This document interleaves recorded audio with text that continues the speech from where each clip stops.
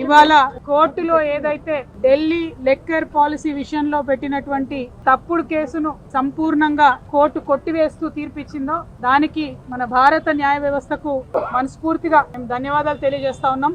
ఎందుకంటే మేము మొదటి రోజు నుండి చెప్తూ ఉన్నాం, ఇందులో ఎక్కడా కూడా ఏమాత్రం సంబంధం కూడా నాకు లేదు, నేను ఒక కడిగిన ముత్యం లాగా బయటికి వస్తానని చెప్తూ వచ్చాను. అదే ఇవాళ కోర్టు ద్వారా నిరూపణ అయింది. మరి కోర్టు ఏదైతే కుట్రపూరితమైన ఈ కేసు ఉందో ఆ కుట్రలన్నింటినీ ఛేదిస్తూ కంప్లీట్ గా ఆర్గ్యుమెంట్స్ ఫాల్స్ ఉన్నాయని చెప్పి బేషరతుగా ఆ కేసులో ఉన్న వాళ్ళందరికీ కూడా మరి విడుదల చేయడం అనేది, క్లీన్ చీట్ చేయడం అనేది మనస్ఫూర్తిగా స్వాగతిస్తా ఉన్నాం. కాకపోతే బాధ అయితా ఉన్నది. ఎందుకంటే ఒక్కొక్కరు సంవత్సరన్నర కాలం నేను స్వయంగా 5.5 నెలలు కుటుంబానికి, పిల్లలకు అందరికీ దూరంగా ఉండడం, ఆ బాధ, అవమానం, జరిగినటువంటి వ్యక్తిత్వ హననం, అవన్నీ కూడా ఎన్ని కోట్ల రూపాయలు ఇచ్చినా అది తిరిగి వచ్చేటటువంటి విషయం కాదు. ఎంత సమయం జరిగినా ఆ నష్టం మాకు, మా కుటుంబానికి జరిగిందన్నమాట వాస్తవం. అయితే ఆ కఠిన సమయంలో నాతో పాటు డబ్బులు ఉన్నా లేకున్నా ప్రతి హియరింగ్ కి ఇక్కడ ఉన్న మా అక్క చెల్లెలు, అన్నదమ్ములు అందరూ కూడా ఢిల్లీ వరకు వచ్చి నాకు మద్దతుగా ఇచ్చి, నైతిక స్థైర్యాన్ని ఇచ్చి,